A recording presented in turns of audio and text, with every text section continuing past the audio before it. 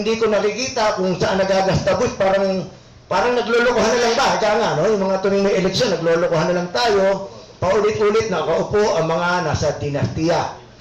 Hindi ko alam kung ang aking binabayad na buwis ay naipantutulong sa mga taong bayan o nagagamit lamang upang mapanatili nila ang kanilang sarili sa posisyon o tinatawag na yung mga epal, no? Okay. Ako po ay tubong Mandaluyong, mahigit 50 taon na po ang aming pamilya nakatira sa Mandaluyong.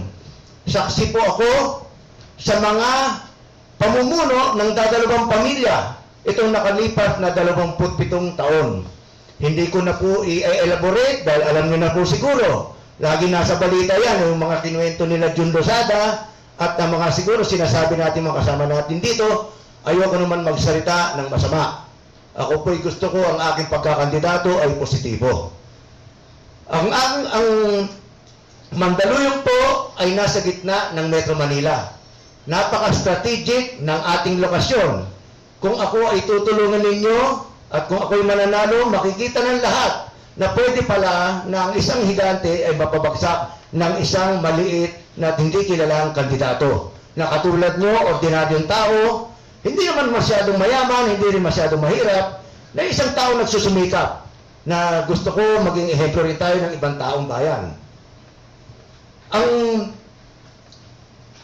Ako ay isang entrepreneur, gusto ko ang aking pangarap ay magkaroon ng bagong lahi, no?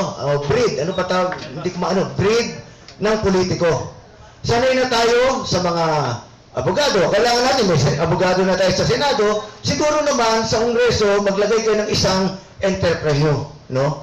Isang entrepreneur na mayroong kakaibang perspektiba o pananaw kung paano pauulirin ng bayan.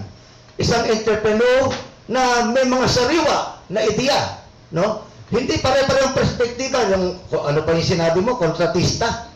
Baka nakapako lang doon sa pera ang iniisip ng mga congressman, no? Ako ay nakapako kung paano magiging entrepreneur din o kung paano matutulungan ang katulad kong entrepreneur na palagay ko ay napakarami sa ating taong bayan ay mga, yung mga walang trabaho.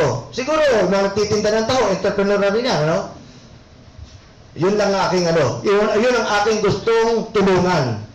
Dahil palagay ko na pag dumami ang entrepreneur, ang small and medium scale businessmen na katulad ko sa ating bayan, yan po ang magiging mitsa ng pagyaman ng ating bayan. Yun po. Yan ang aking pangarap. Ano ba? Bakit ko pinagpipilitan na umupo naman ang katulad kong entrepreneur? Bakit po? Sapagkat kami mga entrepreneur ay mayroong katangian na kailangan ng ating bayan na kakaiba. Ito ay ang pagiging masigasig. Ang aking tindahan ay iisa lang, ngayon ay 50 na. 25 po ay ako po may-ari at 25 po ay mga franchise. No? Hindi ko makaatin yan kung hindi ako mapagbasa, hindi ako nag-aral ng maraming kurso. Hindi ko maatin yan. At hindi ko maatin din yan kung wala akong karakter na malayong pananaw. Ang pananaw ng ating mga congressman ngayon ay, ano ba yun? Kontrata na naman. Puro kontrata lang. Ako ay yung malayo, ang aking pananaw ay yung mayaman ng Pilipinas, na hindi tatanga-tanga. Gusto ko, ako galing lang kahapon sa Hong Kong. Nakita ko, nagmamabilis maglakad. Nainggit ako. Gusto ko yung mabilis din tayo maglakad, mga Pilipino, lahat may trabaho. Yan po ang aking pananaw. Yan. Ano po ang aking plataforma? Ang plataforma ko unang-una, syempre, ako po yung membro ng Angkapatiran Party. Meron na po tayong nasa website, nakasulat na, hindi ko na po mababago yun, no? At napakaganda. Gano'ng katagal niyo pa ginawa yun, Ginoong Nandi? Ang ganda ng no?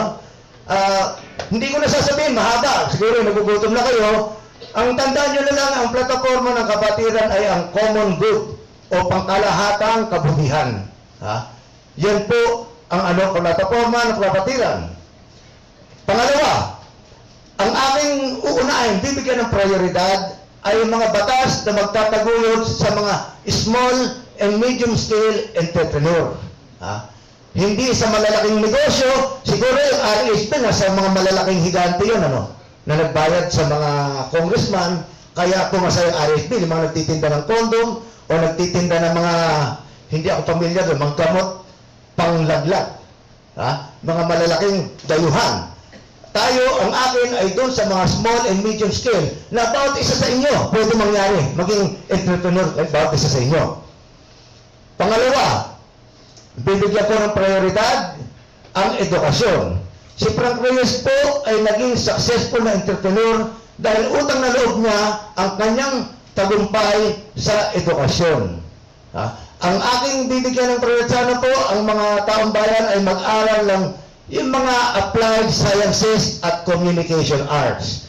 Bakit applied? Yung mga science, like ako, engineer, mechanical engineer, okay? Kailangan yan, mga teknolohiya ang aaralin. Hindi puro mga, hindi ko na babanggitin, baka magalit ibang kurso. Ha? At yung communication art naman, paano ka makapagpapagalaw ng tao kung hindi ka marunong ng English o hindi ka marunong magsulat? Iyan eh, pag natutunan ng taong bayan, ako, may mga empleyado ko na marami hindi makapaggawa ng memo o balok-baloktot na uubos ang oras ng presidente ng kumpanya para mag-correct lang. Hirap na hirap po tayo. Eh sana po ay itaguyod dyan kaysa magturo ng sex education na uubos ang oras. Ha? Sana po ay mag-aral yung grammar, no? Kahit Tagalog or English. Itaguyod po natin yan. Ang pangatlo, aminin ko, ipinilit sa akin ang asawa ko. Pero okay, papayag din ako. Yun yung kultura. Ha? Kultura. Kailangan para maging global tayo, ay meron sarili tayong identity o kultura. Itaguyod natin yan. At tayo, maging ano tayo, ipagyabang natin. Ha? Baka mamaya nawawala na, nagiging ano na ha? Ang ating landscape nagwawala na ng karakter. Kailangan may karakter, ha? Yung mga historical landmark o mga makasaysayang lugar, kailangan hindi gigibain yan. Yung mga, halimbawa, high alay, no? Yung mga, ano ba yung mga dati, mga art deco pa yan, di ba? Yung mga kunasang sila Bonifacio. Huwag gigibain yan. Huwag papalitan ng mga pangalan ng bagong politiko o kung ano-ano mga rebulto ng bagong politiko. Kailangan yung mga rebulto lang ay doon sa mga nagpakamatay para sa bayan. Hindi yung mga kung sino-sino lang na naging Senate President o naging mayor lang ng matagal. Ha? Huwag dapat yan. Yun po, yung mga historical landmark, katulad na rin yung Intramuros, di ba? Kung nasaan ang negosyo ng ating minamahal na kandidatong senador na J.C. De Los Reyes. Yan, pagandahin natin yan. Yan ang kultura. Ngayon, ang panghuli po ay siyempre bilang negosyante, gusto ko ay padaliin ang pagdating dito ng mga foreign investors. No? Babantayan natin ang mga batas na makapagpapadali na ang mga foreign investors ay makarating dito upang magkaroon naman ng hanap buhay ang ating mga mamamayan na magagaling naman magtrabaho at masisikap. Yan po ang mga adikain ni Frank Reyes. Maraming salamat po. Magandang umaga sa inyong lahat. Marami nag-iisip nga bakit ka ba tatakbo, no? Bakit ka ba tatakbo? At maayos naman ang lahat ng ginagawa mo. Marahil bumabalik ako, tumatakbo ulit dahil nakikita ko ang paglala ng suliranin natin Pag tinignan nyo, hindi lang sa Caloocan, pero sa kalakihan ng Pilipinas, dumadami ang mahihirap. At ito ang hindi pinapakita sa dyaryo. Pero kung titingnan nyo, ang mga ibang statistika, tumataas ang bilang ng walang trabaho. Marami tayong gumagraduate sa mga paaralan, hirap maghanap. Maraming nakikiusap sa akin, nagpapatulong maghanap ng trabaho, pero pag tiningnan mo ang kwalifikasyon, ay wala ang kwalifikasyon dahil hindi nakatapos mag-aral. Sabi nga sa isang pag-aaral, o ito, sinabi ng isang mahirap, pag mahirap ka, para kang nakabilanggo. Isang bilangguan ang pagiging mahirap. Kailangan mo ng gamot, wala kang pera. Pambili lang para sa sakit, karamdaman, wala. Gusto mong pag-aralin yung anak mo, wala kang pantustos. Maghahanap ka pa ng tutulong sa'yo para mapag-aral yon. Kaya napakahirap maging mahirap. Kaya ito ay isang bilangguan. At naniniwala ako na panahon na para itong bilangguan nato ay mawala. Dahil ilang dekada na to na patuloy pare-parehong mga paraan ng pamumuno, pare-parehong mga polisiya sa ekonomiya, ang hinahain sa atin, pero hindi nagbabago. Hindi nagbabago ang sitwasyon. Sabi nga ni former Chief Justice Renato Puno, ang nakikita natin ngayon ay isang gobyerno. At sabi niya ito, and I quote him, "It is a government of a few, by a few, for the few." Ito ay pamahalaan na sumusuporta sa kasalukuyang istruktura ng lipunan natin kung saan nakikita natin ang pagdami ng mga bilyonaryo, ng malalaking korporasyon sa kabila ng paghihirap ng mas maraming Pilipino. Kaya ano ang nararapat nating gawin? Naisip ko nga panahon na para magka-revolusyon eh. Panahon na para magka-revolusyon sa isip at diwa at sa puso ng lahat ng mamamayang Pilipino. Ito ay magagawa natin kung magsasama-sama tayo na ipaabot sa lahat na dumating na ang panahon ng revolusyon. Kailangan na natin baguhin ang mga istrukturang nakapaligid sa atin. Itong halalan ay isang exercise, isang pagkakataon na baguhin ito. At ito ang kailangan maiparating natin sa lahat ng mga mamamayang Pilipino. Sa kanya-kanya nating lugar, distrito, kung saan tayo tumatakbo, ito ang magbuting balita na ipaabot natin sa lahat. Ito ang pagkakataon para magabayan natin, maimulat natin ang lahat na bumoto ng tama. At ang tama ay ang pagboto sa tulad ng mga kasama natin lahat dito sa Kapatiran Party na naghahangad ng pagbabago. Yan ang isang pagmumulat. Ngayon, humaharap tayo sa, sabi nyo nga, ito, mga political dynasty. Sa Caloocan, ang makakaharap ko ay 3 congressman. Yung isa, yung incumbent, yung isa, yung dalawa, dating congressman. Yung incumbent, syempre ito ay malaki ang pondo, nagmumula sa yung sinasabi niyong pork barrel. Yung isa, sinusuportahan ng mayor namin sa Liberal Party. Yung isa, Liberal Party rin, na tumatakbong congressman, nagkataon nagbanggaan sila ng mayor, kaya sumusuporta naman sa kanya, Malacanang. Kaya malaki yung pondo nila. Malaki. Mahirap banggain. Kaya ang isang paraan na naisip ko at kailangan natin gawin lahat, ang una nating puntahan, lahat ng paaralan. Mga universidad, kung nasaan nandun ang mga kabataan na bago ang nais ng pagbabago, mga kabataan na nag-iisip kung ano magiging trabaho nila sa graduation, pagka-graduate, dahil wala naman trabaho talagang marami na pwede nilang puntahan, dito natin simulan.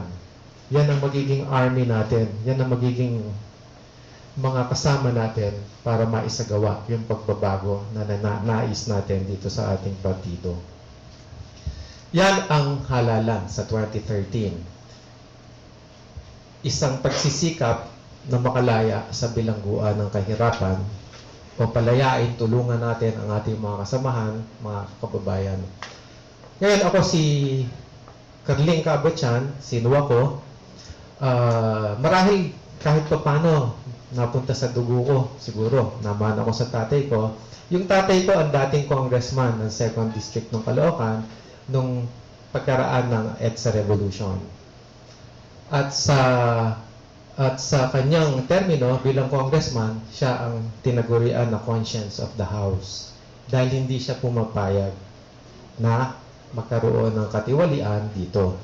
Sabi nga niya sa akin at ikinuwento niya sa akin, nung panahon na meron tayong kasama rin congressman na nahalal, congressman nung panahon na yon, ay itong congressman na to ay na-accused of gun running kasi nagpasok ng mga baril sa airport. Ang gusto ng mga kapwa congressman niya, siya kasi ang vice chairman ng ng Committee on Ethics eh. Ang gusto ng mga kasama niyang congressman ay closed door hearing. Walang pwedeng pumasok, walang media, walang makakarinig ng pag-uusapan. Hindi siya pumayag. Sabi niya, hindi pwede ito, kailangan buksan natin ito sa publiko at pinayagan ang media na makinig sa hearing. At dahil dito, naging transparent at itong congressman na to ay natanggal sa House of Representatives. Siya ang tinataguri ang conscience of the House at nais ko rin ipagpatuloy yun. Maging konsyensya sa House of Representatives at sa buong pamahalaan natin.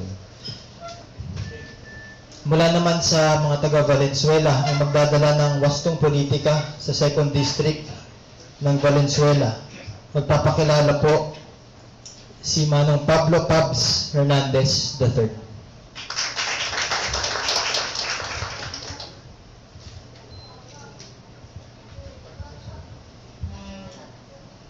Magandang tanghali ho sa inyong lahat, sa ating mga kandidatong senador, sa kapatiran, at sa mga kasamahan pa natin na lalabanan tong lumalaganap ng political dynastiya dito sa ating bansa. Ako'y nagulat, no? Ako'y kagabi lang kachat ko si Senator J.C. De Los Reyes. Doon ko nalaman na may ngayon pala ang proklamasyon ng kapatiran. Nangako ako, darating ako dahil kaisa ako doon sa ipinaglalaban ng kapatiran, yung kapulukan ng sistema sa pork barrel. Ulitin ko, ang aking pangalan, Pablo Hernandez III, taga Valenzuela, journalist, kolumnista ng Pahayagang Bulgar, na tatakbo bilang kinatawan ng ikalawang distrito ng Valenzuela. Bakit ba tatakbo si Pablo Hernandez? At bakit ba ako laging lumalahok sa halalan? Ako yung natatandaan ko, 18 anyos ako noon nang ako'y unang bumoto.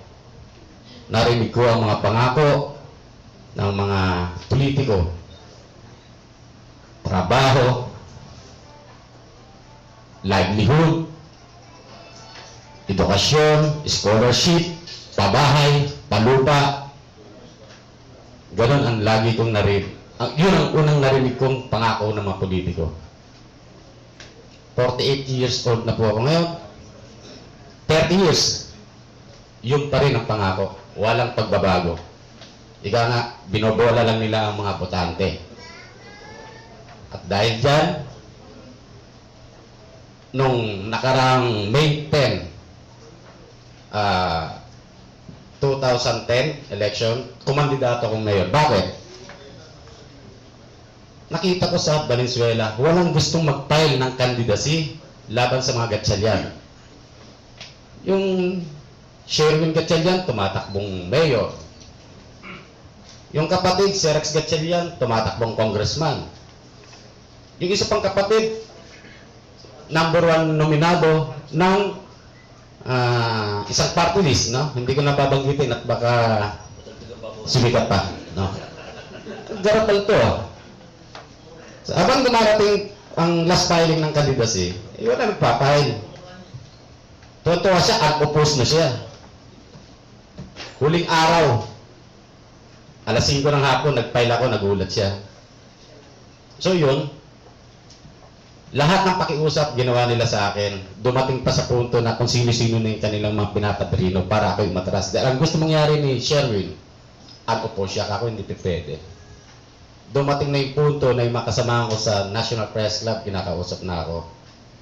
Hindi ako pumayag. Ang sabi ko sa kanila, hindi ako pwedeng matras. Pag umatras ako, iisipin ng aking mga kababayan sa Valenzuela, nabayaran ako. Kilala ang mga Gatchalian kung gaano karaming pera yung mga yan. Totoo yun. May mga offer na dumating, pero hindi ko tinanggap yun. So, tulad ng inaasahan, natural, talo tayo. Pero, ika nga, May tuturing ko yung sarili ko noong mga panahon ng 2010 election, ang bigat ng laban nun, isa't isa. No? 100,000 plus ang nakuha niyang boto. Ako 8,000 plus. Tinuturing kong panalo pa rin dahil marami ang naniwala sa akin, libo-libo. Ngayon, tatakbo na naman ako bilang congressman. Bakit? Dapat wala akong plano eh. Tapos na sana yung laban ko nung 2010. Pinakita kong nilabanan ko yung mga higante, yung iisa yung apelyido sa Valenzuela. Tapos na sana eh. Nagulat ako, si Shalani Solidad, nag-file ng candidacy bilang congresswoman ng Valenzuela, 2nd District. Isang tanong yung kanyang asawa sa Pasig, tumatakbo, o re-electionist bilang congressman naman ng Pasig, si Congressman Roman Romulo. Ako parang garapal to Mag-asawa sila. Yung isa, sa Valenzuela tumatakbo. Yung isa sa Pasig. Parang mali. Sabi ko nga, ano yan? Congresswoman na si Mrs. Congressman pa si Mr. Ano gagawin nila sa Kongreso?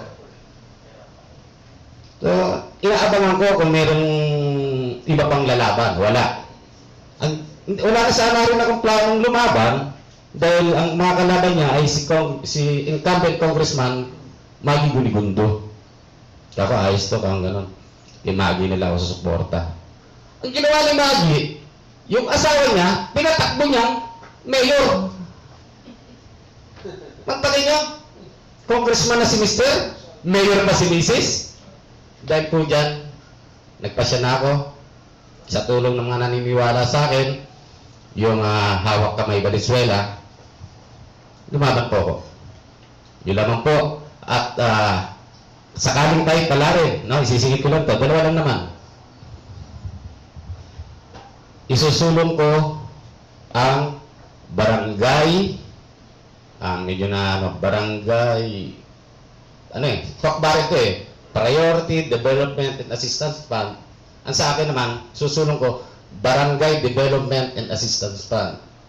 Alisin sa kontrol ng kongresista ang pork barrel. Dapat yan ibagsak sa bawat barangay.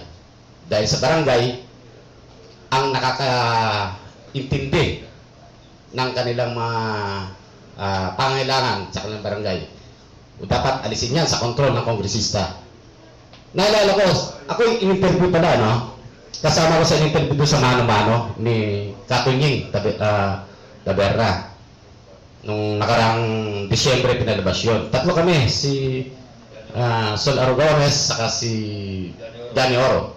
Tatlo kami, Tinanong kami tungkol sa pork barrel. So, tinanong yung isa, gusto rin niya ng pork barrel. Kasi sabi niya, Katunying kayo ba'y tatakbo? Dahil gusto niya ng pork barrel? Unang tinanong si Danny Oro. Oo. Dahil pag ako nanalo, ang pork barrel ay bibili ako ng bus para sa mga senior citizen. Ako, ayos Si Sol naman tinanong, ganun din. Para daw mabigyan niya ng tulong yung mga nangailangan ng tulong. Nung ako tinanong, ikaw ba, Paps? Gusto mo rin ba ng pork barrel? Ay, oo, sabi ko. Gusto ko yung pork barrel para sa distrito ko, hindi para sa kongresista. Sabi ni Gani. Kasi sabi ko, dapat ako, yung mga pork barrel na yan, ibinabagsak sa mga barangay. Hindi alisin dapat sa kontrol ng kongresista yan. Sabi ni Gani Oro sa akin, pare, actually kaibigan ko yun, kaya lang magkaiba kami ng pananaw. Pare, mahirap kami, para malabo mangyari yung iniisip mo. Kako, paano magiging malabong mangyari? Ginawa na kako ni Congressman, yung tabak ng senador, Nerik Acosta. Nung Congress kaya ng Bukidnon, ginawa niya yan. Yung pork barrel niya, isinali niya, ibinagsak niya sa private cooperative na later on, nalaman natin, pag-aaral pala ng kanilang pamilya. So ano nangyari? May kasi sa Sandigan Bayan. Kaya ako, anong problema doon sa ang pork barrel para sa distrito ko, hindi ko tatanggapin dahil ibabagsak ko yan. doon sa mga barangay.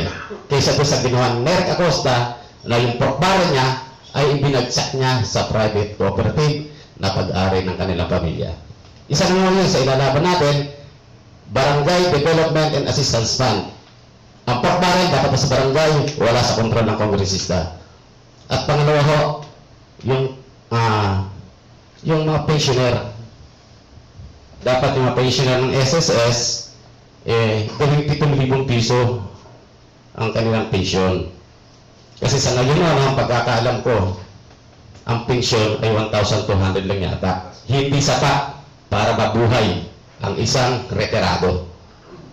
Kung yan ay gagawin 7,000, makapapamuhay sila na maayos. Dalawa lang ho yan sa aking mga adhikain sa Kongreso sakaling tayo papalarin.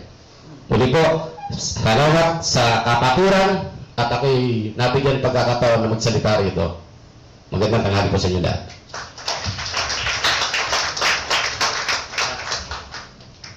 Maraming salamat, Manong Paps. Second District of Valenzuela po. Tumuloy naman po tayo sa local government. Meron po tayo. Magandang umaga pa rin po sa inyo lahat. Simple lang po siguro, ang pagpapakilala ko. Ako po ay apo ni Maximo Angeles Reyes. Last appointed and first elected mayor po ng San Juan. That was way back 1916 to 1926. My father became the lone Liberal Party councilor noong 1964. Siya po yung youngest anak ni Maximo Reyes Angeles. At he became the vice mayor in 1969 sa San Juan. And after a year, nanalo po sa protesta si Estrada. Siya po ang nakakasama ng aking ama. At ang sumunod na po nun, ang pinangako po ni Mayor Estrada, one term lang siya, umabot po ng hanggang 1986. At siguro po ganun din ang mangyayari sa Manila kung sakasakali.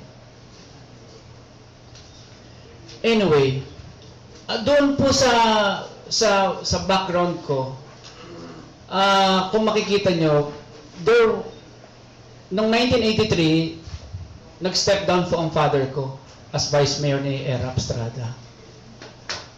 It meant a disconnection sapagkat hindi po naging maganda ang San Juan. First 4 years, I will agree. After the 4 years, hindi na po. Kaya po ako nandito ngayon to continue that fight. Noong pong 1986, noong 1983, we went to a political party called PDP Laban. Ang ganda po ng sinabi ng PDP Laban, makabayan, makadiyos, makatao. Pero nasa gitna po yung makadiyos. Nauna yung makabayan. But, tinuloy po namin ng aming mag-ama yung pagsama sa PDP. Pero siya lang po ang namantayong doon. Kami po ang nasa likod. Until 1986, nung nanalo po si Cory, naging chairman po siya ng Philippine Game Foul Commission. Siya po ang may hawak ng buong sabungan sa buong Pilipinas. 7,000 po itong sabungan na ito. At ito pong sabungan na ito, maski po ako ay anak lang, ako po ay magiging milyonaryo. After a year, he stepped down again to run for mayor sa San Juan. Dahil po, napakaganda po ng San Juan na isang ehemplo sapagkat meron po diyang isang lugar na dalawa lang po sa buong mundo yung pinaglabanan shrine. One is in Peru. At yung isa po ay nasa pinaglabanan. Dalawa lang po sa buong mundo yan. Yung shrine na yan. At nung pong siya po ay, when he stepped down, gusto ko lang pong bigay sa inyo isang sekreto na hanggang po siya ay bumaba sa politika, masama po loob ko sa kanya. Kasi that was 1986. Masama po ang loob ko sa aking ama sapagkat since the time he went to office, public office, nalayo na po siya sa amin. Hindi na po kami nakapag-usap, hindi na po kami pag-ulayaw, mag-ama, hindi na po siya naging ama sa aming tahanan. Ang akin pong amay nanggaling sa palengke, siya po isang tindero, kagaya po ng aking nanay, tindera po sila sa palengke. Ngunit nung public official na po siya, tindero pa rin po siya sa palengke, pero nalayo na po siya sa akin.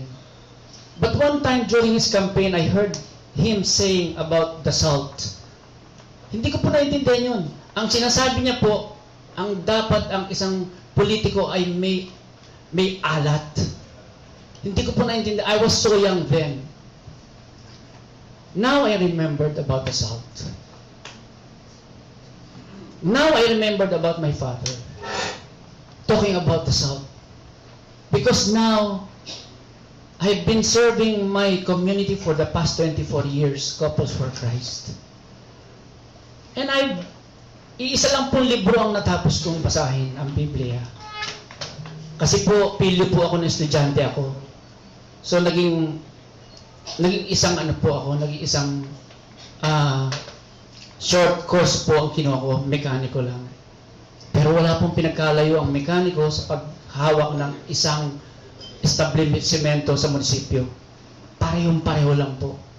Parehong may radiator, parehong may gulong, parehong may shock absorber, pare-pareho lang po. Hindi ko na-explain sa inyo. It's all the same. But it's all about morality. It's all about morality. Hindi po pinag-uusapan dito kung ano yung natapos nyo. Yung naging mayor po sa amin nakaraang taon came from Xavier. Ginamit po siguro niya yung kanyang diploma sa Xavier. Pero yung pinag-aralan, hindi ko po alam. Mga kapatid,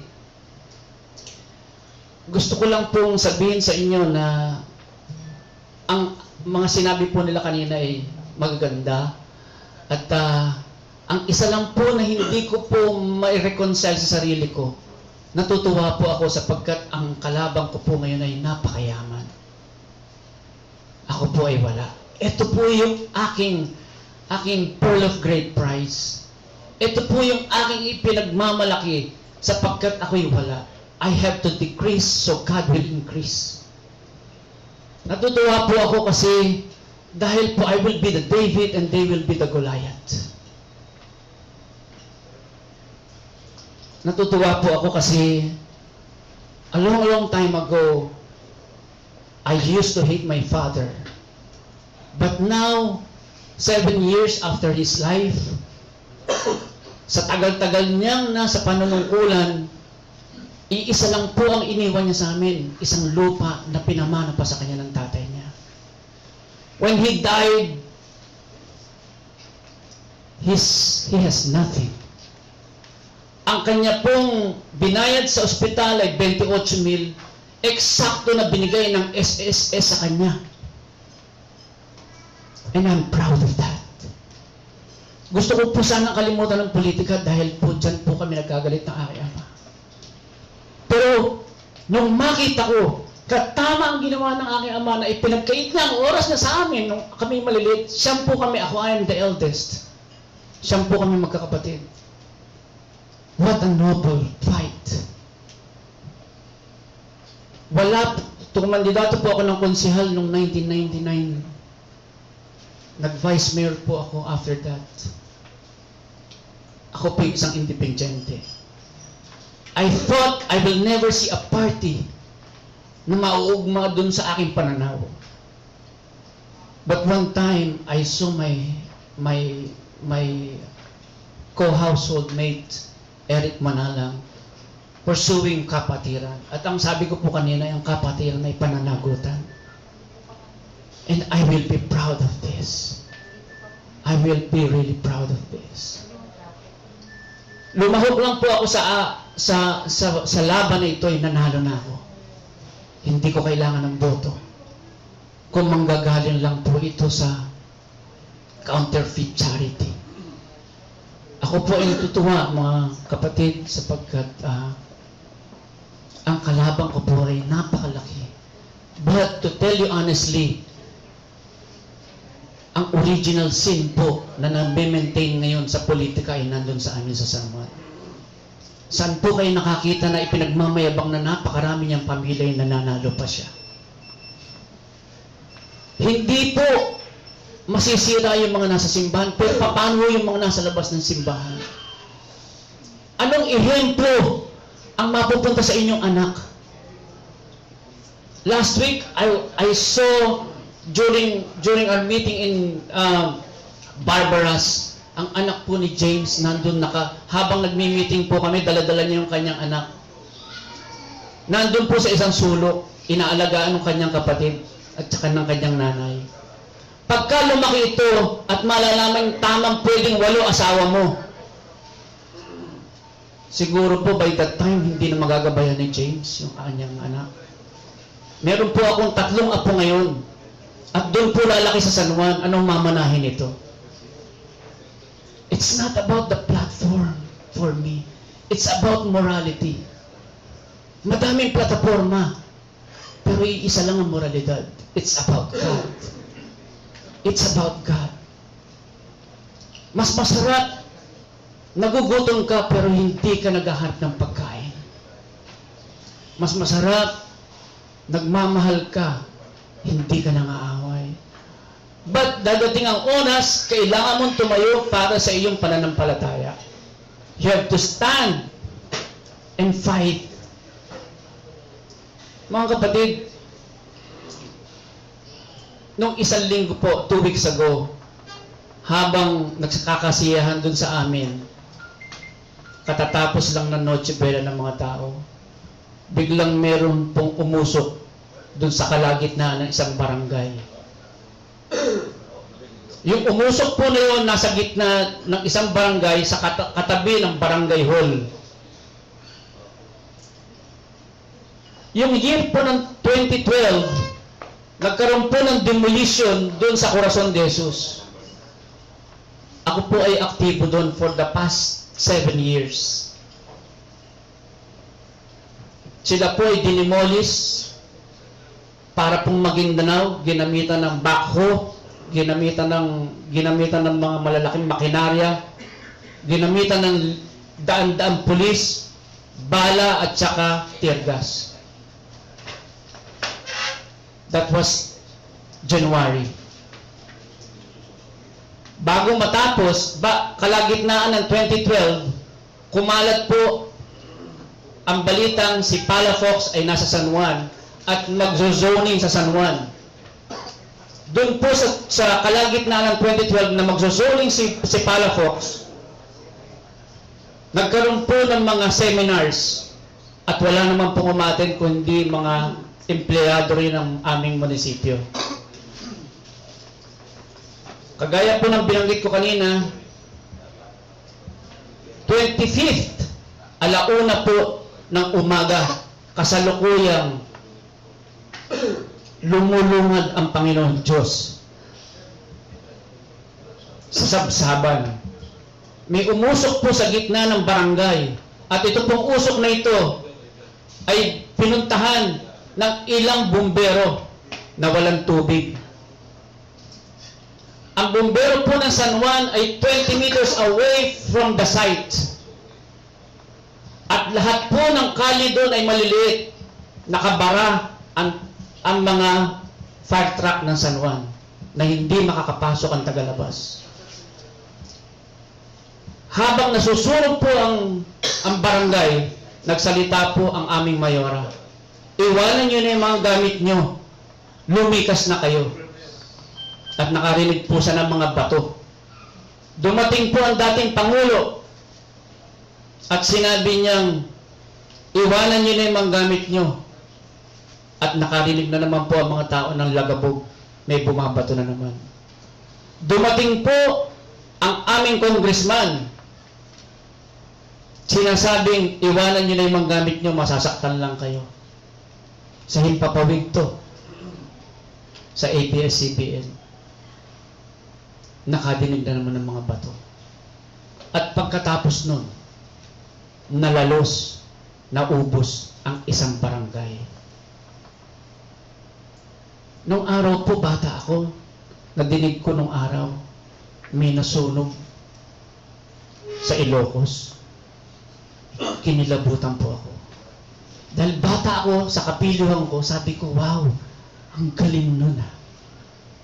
sinunog mo isang baryo. That was before. Pinagbayaran niya ang kasalanan ito.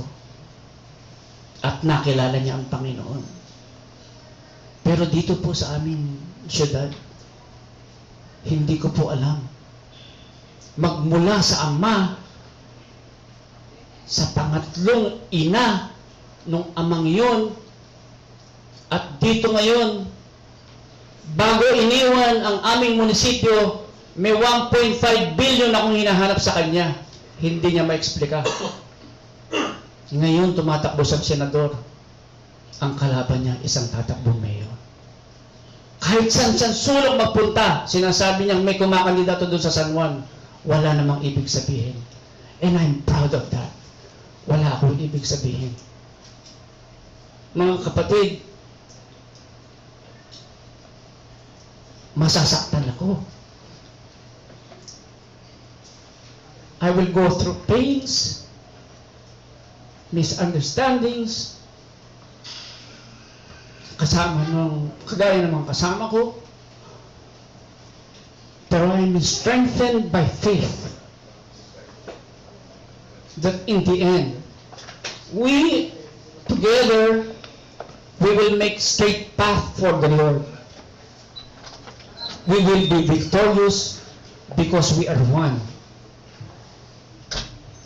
Magandang tanghali po.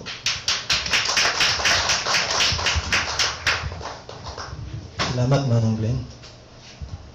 At magpapakilala naman para sa pagkakonsehal sa Las Piñas City, magpapakilala po si Luigi Casimiro.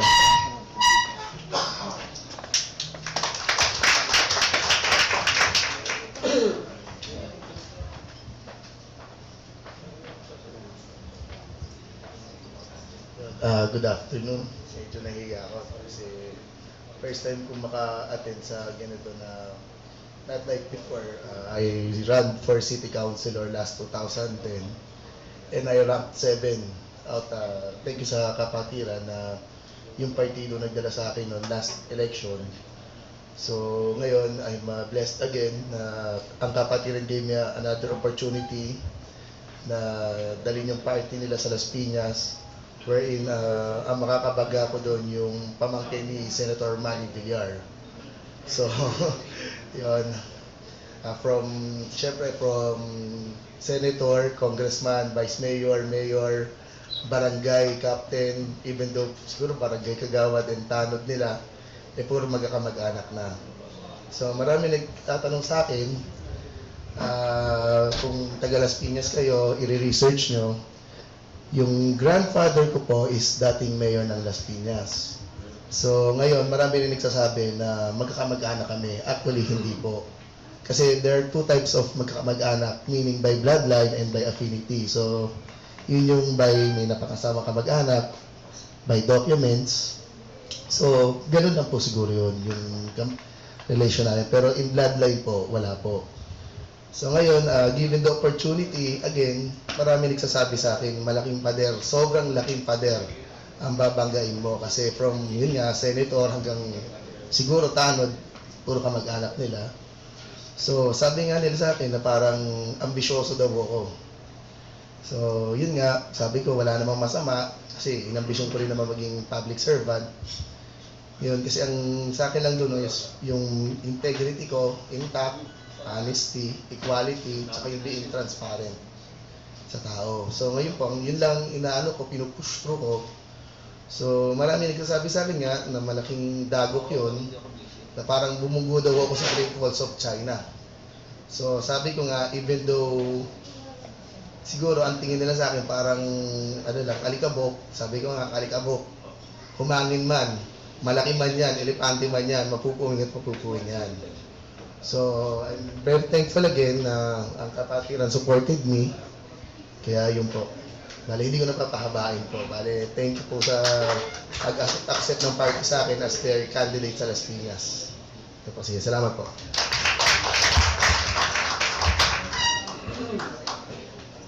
Sana marami pang sumunod, Luigi, sa local level ng councilor. No? At bago tayo tumuloy sa magpapakilala na rin po tayo. Sana, no?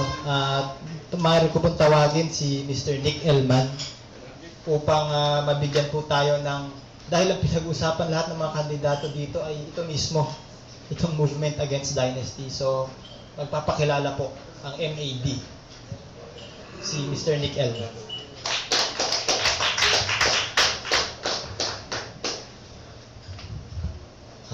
Isang mapagpalayang umaga sa ating lahat.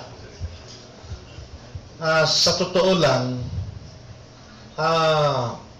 yung launching ng kapatiran ngayon ay isang natutugmang pagkilos ng mga mamamayan. Kalinsabay ng pag-launch din ng pagkilos ng MAD, no? Yung Movement Against Dynasty.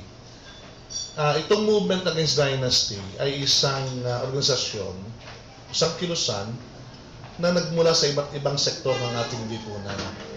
May mga negosyante, may mga professionals, academicians, manggagawa, urban poor, etc.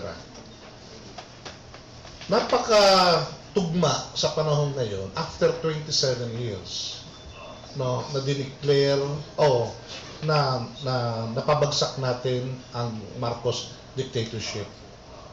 Pero ano ba ang nangyari after 27 years? Pinabagsak natin si Marcos dahil economically, politically, and socially bankrupt ang ating bayan. Pero lalong dumausdos, no, yung ating kabuhayan.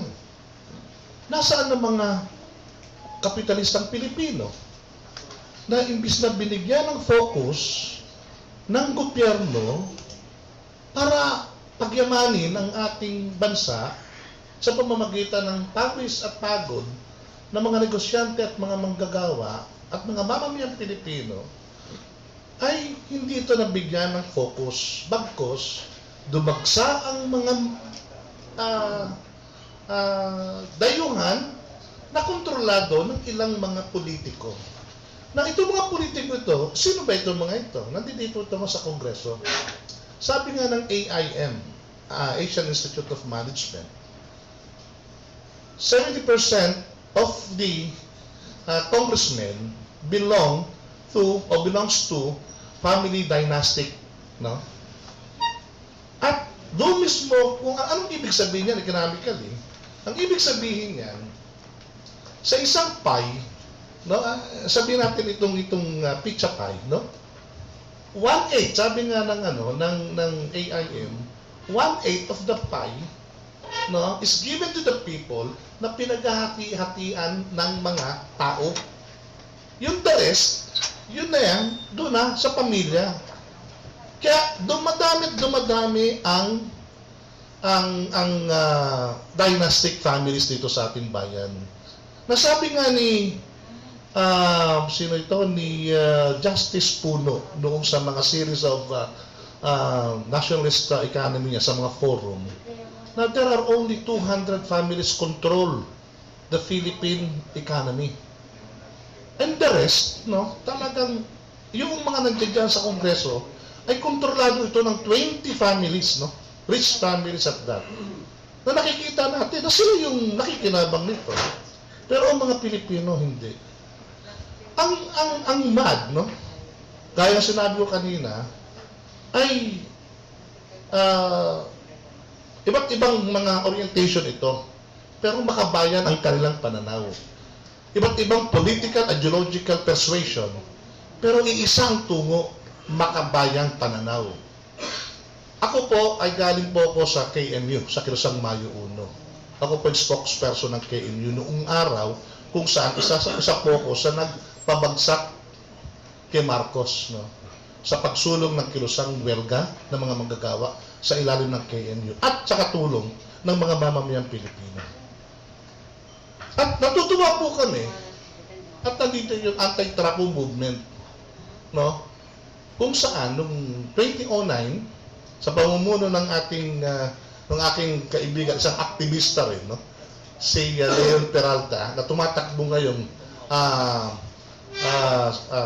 tawag doon, Consulor sa Quezon City, yan po siya. So, sa pamumuno ni Leon Peralta, binuo po natin yung itong ATM, no? Kung saan ang ATM ay isang yung aktibong lumalahok sa MAD, no? So, I think, no, and I believe, sa leadership ni Ting San Diego, hindi lang dapat tayo, kapatiran, MAD, and other sector organizations ang magkaisa. I think lahat ng mga mamamayang Pilipino, magkaroon tayo ng effort kung saan 10% of the entire electoral, ano tawag nun, yung electorate, no? Yung signature niya, at saka yung 3% ng every district, dapat ma-launch natin ito. At dapat maipakita natin to. Painstakingly, dapat, ano yun natin to, no? Ika nga, gawin natin ito. Then, ito lang, sa panahon ito, ang tanging isang extra legal effort ng mga mamamayan na ipakita natin sa buong mundo na sa pamamagitan ng ating karapatan ayon sa Republic Act 6735, yung People's Initiative, na dapat ito ang dapat nating gawin, no? And merong sa batas natin, sa Constitution natin, Section 26, kung saan na dapat magkaroon ng enabling law, pero baliwala ito sa mga congressman. Bakit? Dahil kasi personal interest nila ay maapektuhan. So ito ay isang panggagago. Sorry for the term, no, ha? At yun naman talagang gusto nilang gawin sa atin na pararating tayong isang tanga, isang gago sa inutil. Nagagamitin nilang eleksyon para bigyan ng lisensya, no, yung kanilang kapangyarihan para lalo pang pagyabanin ng kanilang sarili.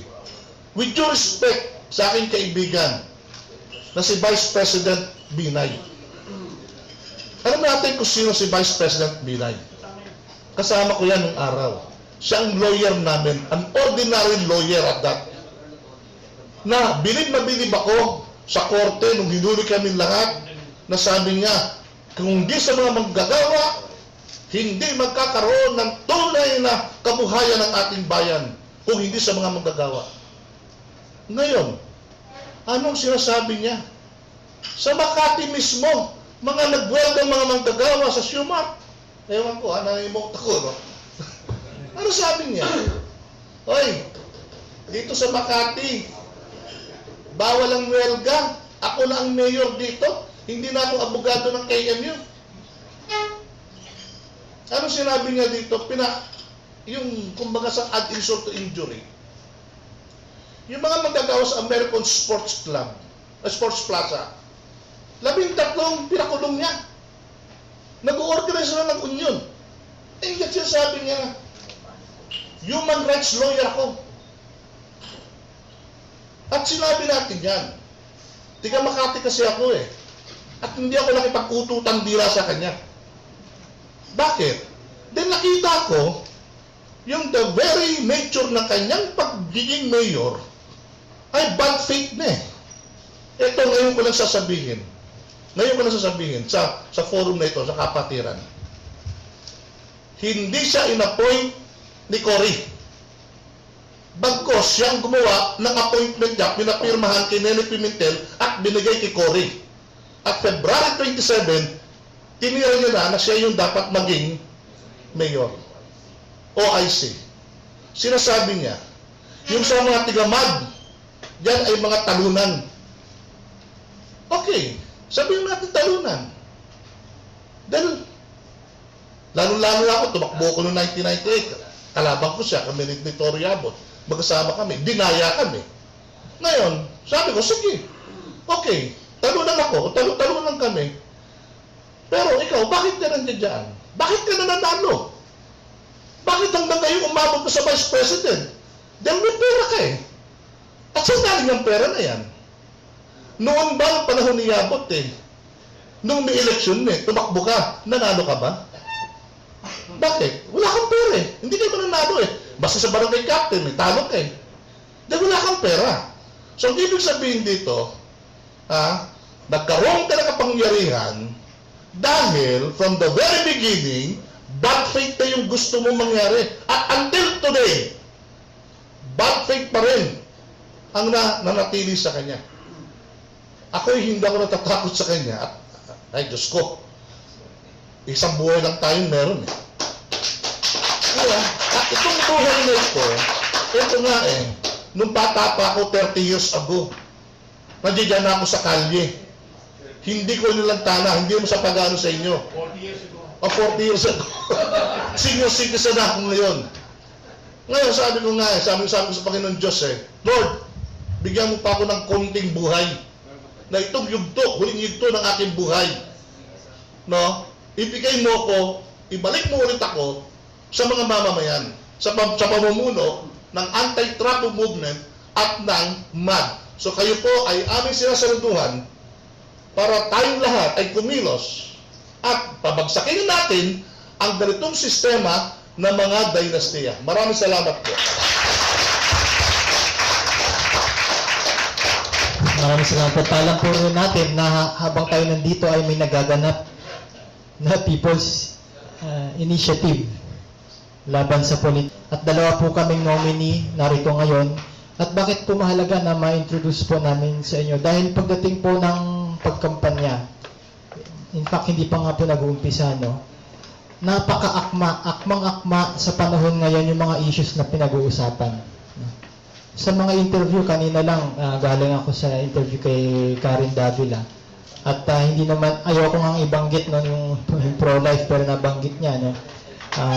Tinanong, bakit pa kailangan ng ganyan party list? Pwede namang congressman lapitan, district representative lapitan. Dahil pagdating naman sa kongreso, lahat ng subject sakop nila. Ang sagot ko, dahil dito sa nangyaring RH bill, na ngayon ay batas, no? Wala nang ibang issue na dapat ang pinakatatama sa ating lahat kahit hindi tayo Katoliko, kahit tayo taga Valenzuela, Mindanao, Maguindanao. Ito ang dala ng batas na ito, ang isang napaka-common na issue na kahit saan ka man ay dapat maintindihan ninyo. At ano ito? Alam niyo po ba, dahil ang batas walang taning, no? Pag hindi po ito nilaban, itong batas, alam niyo po ba yung mga apo ninyo at mga pamangkin ninyo? Wala na po tayo dito. May 2 daughters, kaya nga dun sa petition namin sa Supreme Court, sinama ko po yung dalawa kong anak, 3 years old, at yung 3-month-old daughter ko. Hindi lang po yun for show. In fact, ayaw ko nga dahil biro na sa iPad nila. Malay ko ba kung grade school na sila, makita dun sa mag-google nila pangalan na, Daddy, ba't nandito ako? Pero sinama ko sila, bakit? Dahil ang batas na ito, sila ang matatamaan. Sila ang tuturuan sa eskwelahan na okay lang basta't meron kayong condom. Sabi, I have 2 daughters. Just make sure yung iyong boyfriend gagamit ng condom. Masisigmuro mo ba yun? Kung dati, tinitingnan natin, nandiyan ba yung baon mo bago umalis? Nandiyan na ang school bus. O nandiyan na yung barkada. Dala mo ba cellphone mo? May load ba?